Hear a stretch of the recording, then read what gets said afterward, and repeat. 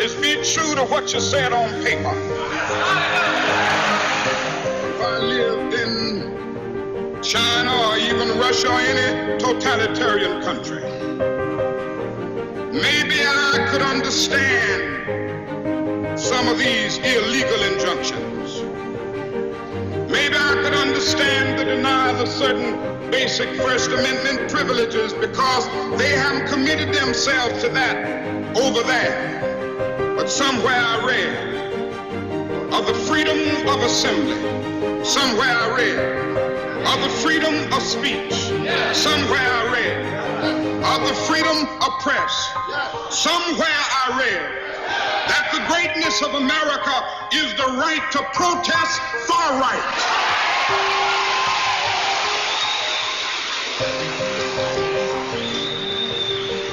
So just as I say we aren't going to let any dogs or water hoses turn us around, we aren't going to let any injunction turn us around.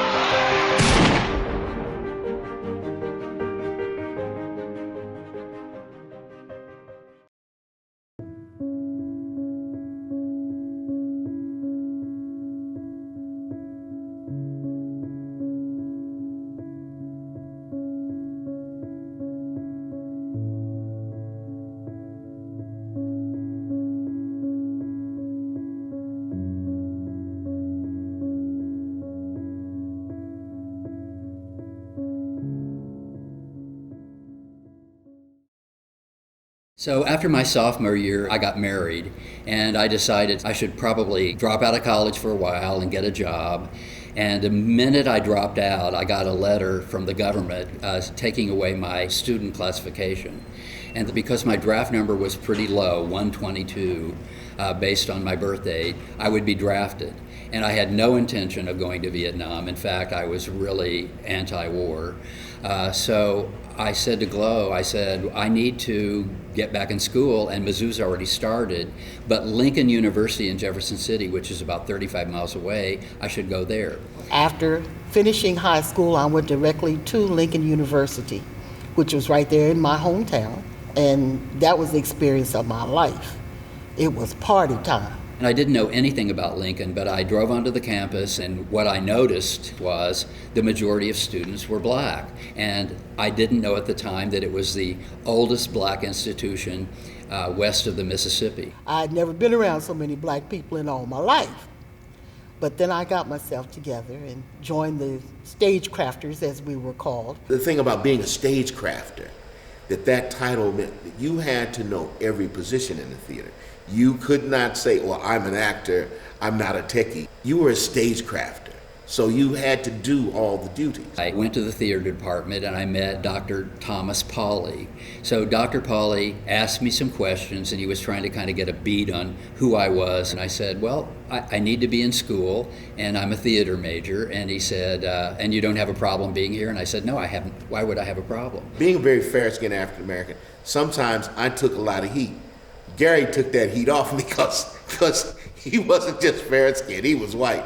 And to be the only white guy at an all-black college, a college founded by black cavalry, and he really wanted to be in the plays. We did 2 one-act plays, Happy Ending that I was in, and Day of Absence. And Day of Absence called for a Caucasian voice to start the show off. It actually says in the program, the part of the announcer should be played by a Caucasian to keep down any word of discrimination, which I thought that was hysterical. And that was a brilliant comic play about the absence of black people and how the system wouldn't work. They said, bring them back, bring them back. So I did the play, and Dr. Pauly called me into the office about the end of March, and he said, in a couple of weeks, we're going to be going to the National Association of Dramatic and Speech Arts Conference in Frankfort, Kentucky, and would you want to go? And I said, yeah, I'd love to go. On the way to the convention, we stopped at Nickerson Farms to eat. Everybody was kind of staring at me because it was 1968, and here was this white guy with all of these black students. But when we got to Kentucky State, it was the first time that it dawned on us all that unlike Lincoln, where there was no white person in the dorms, that Gary was going to be in the dorm. And I think it was pretty much clear that I was going to be a roommate. I fell in that category. So some of the students in the dorm took some of the people I was with aside and said, "What's he doing here?" And they said, "Hey, we're just at a speech conference. He's going to stay in our room. He's a good guy. He's not going to cause any problems." But they knew that it was already a problem. We went, we checked in, and then we went to the theater to help set up the show. And we're not there 5 minutes, and this girl runs in and she yells, "They've killed Martin."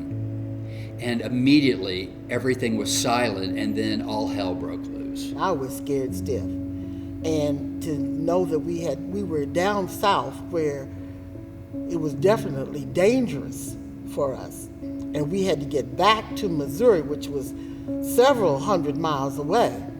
I was just saying, Lord have mercy, are we going to make it? I went to the phone to get to the phone first to call my wife. And next to me was this professor talking to his wife, and he said, "What do you mean are you saying there are tanks in our yard? You mean like military tanks in our yard?" And then he grabbed his chest and fell to the ground and had a heart attack. And his students all rushed over, and it was just nightmare kind of reality. There had been a rape. They had set the gym on fire. It's got to be the way you have memories of in combat, because they're just jagged edges of memory. You don't know how you get from there to there. And here comes a car. Falcons. I remember them in these white Ford Falcons, and I saw the garb, and I'd never seen it before. And it's the Ku Klux Klan, and this big redheaded kid holds this sign out the window, and it says, "Martin Luther Coon is dead. Long live the Coon."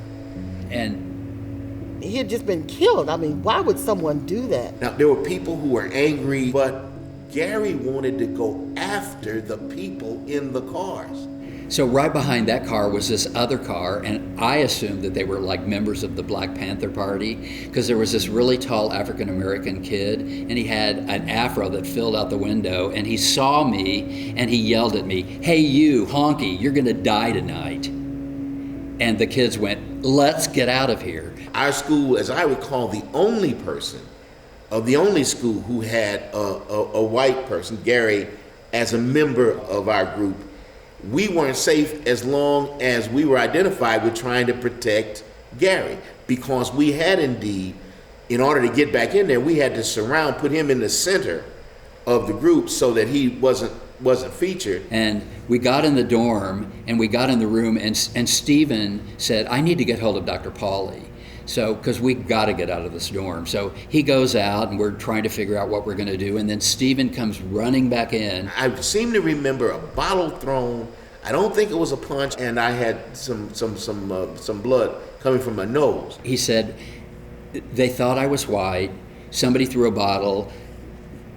They were angry at me, and they're going to get Gary. We got to get out of here. We would have put clothes on top of him. Everybody's going to sit in the back with their feet on top of me, and we're going to get out of here." Because we couldn't just drive right through. There were stops, bottlenecks, all kind of stuff, and other things coming across. And before we can even get 50 yards from the dormitory, the Klan drives by, and a guy with a rifle shoots into the dormitory, 3 shots, breaking out windows. Bullets hitting walls and knocking concrete and making that stuff happen, and wood being splintered, and cars peeling off, and the absence of the sound of a siren. No police sirens coming to the aid, but hearing cars getting out, people trying to leave, people being blocked, people running into things, crashing sound. All that stuff happened. The Klan shows up again in 2 cars. There are like 4 guys in each car with rifles and shotguns, and suddenly 200 or 300 scared people are scattered. It was just absolute mayhem. I'm going to remember this my whole life. I knew that then. And there was a point at which we really did entertain the idea that they're trying to take this place down. And but we got through, to the morning. And the thing I most remember about that is how quickly everybody went to, let's go get something to eat. So we stop at the same Nickerson Farms that we were at the day before on the way, and I just had this feeling, so I said, hey, let me go check and see, and they're following behind me, and I run up to the door, and it's locked. But we knew people were in there because we could see through the windows, and the cars were all in the parking lot. He knocked and he knocked, and finally someone came to the door. He cracks it open, he goes, what do you want? And I said, well, we want to come in and eat. And he said, well, you can come in, but they can't. And I said, well, then if they can't come in, I won't come in either. We'll always appreciate him and love him for that. But we were kind of quiet on the way back, even though we had been kind of loud and joyful on the way down there. It definitely took a toll on us. And of course, it definitely has affected all of our lives. I'm really proud of the members of the Stagecrafters who, in that moment, realized that he was in our charge. He had come with us, and we didn't have a teacher leading us. So that madness, that was the times we were in. That's the madness of that era. That's how crazy it was. And then to find out that after we got out of Frankfort and got back to Missouri, where we said, oh, we're home, and we walked right into it, saw the newspaper office, we passed the place that they had wood now boarding up and cardboard, that it had happened here. And see, oh my God, it had happened here. That this had happened all across the country. It was that kind of maddening time. We just all felt like, what can we do to help turn things around? Why would someone kill a man who was so affluent and so active in trying to change things for the better for his people? The guy who shot Martin, James Earl Ray, was in prison in Jefferson City, Missouri. He got out of prison, got on a plane and flew to Memphis and got a place, and they say did what he did all by himself, whatever. But, and then he got all the way to London, England, and the Scotland Yard caught him and sent him back home. Now, this is a guy who had been caught within 2 blocks of every crime he had committed before this. He stole some food one time and was caught standing on the corner eating the food. He had gotten 2 blocks away from every other crime he had committed, and they want to say he did it all on his own. So, you know, as these sort of revelations came, I always look back to that period and understand we were living in the town where that guy was doing time that got out to do what he did. And we came back to that town, and it was, I wish every white person in America could have had the same experience I had, to be the only one, to feel what it's like when people decide who you are and what you're about because of the color of your skin. That's what people in America need to realize, that once you peel back the layer, we're all just people. There's every kind of black person that there is white person. There are people that look at me and don't like me, and there are people that don't even notice that I'm white. I think the influence that people's families have on them and what they teach them is what causes the problems. The thing I remember Martin King saying, I used to think that the heart of man was basically good. And I operated under the assumption that the heart of man is basically good. And he said, but I have evolved to understand that the heart of man is a clean slate, whereupon what you write on it is what you'll get. So if you tell a child that this person is inferior to you, you're better than that person, or don't like that person. It's that what's the musical that you have to be carefully taught, right? The South Pacific, is that what it's from? You have to be carefully taught. And if more people would become more compassionate toward their neighbor, making people want to treat people as they would like to be treated, then maybe that change can occur. I don't know if it will be during my lifetime, or for my children or great-grandchildren's time, that love can make a difference in the lives of everybody if we all get on one accord and let bygones be bygones and let love entrench us all and help to make things better. I'm still holding out hope. I'm still holding out. I believe there's one reality in this world, and it's love. And having had those amazing students, and I did love them, and I still do, that is my hope, that one day, no matter what ethnic background you're from, no matter what the color of your skin is, that we're going to realize that we're all connected and that we have one goal as human beings, and that's to learn to love each other. And that's my greatest hope. Well, I don't know what will happen now. We've got some difficult days ahead. But it really doesn't matter with me now, because I've been to the mountaintop. I don't mind. Like anybody, I would like to live a long life. Longevity has its place. But I'm not concerned about that now. I just want to do God's will. And He's allowed me to go up to the mountain.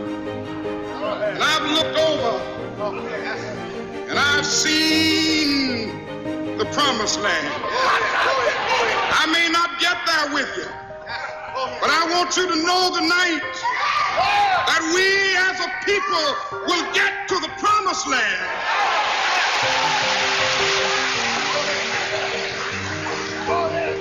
So I'm happy tonight. I'm not worried about anything. I'm not fearing any man. Mine eyes have seen the glory of the coming of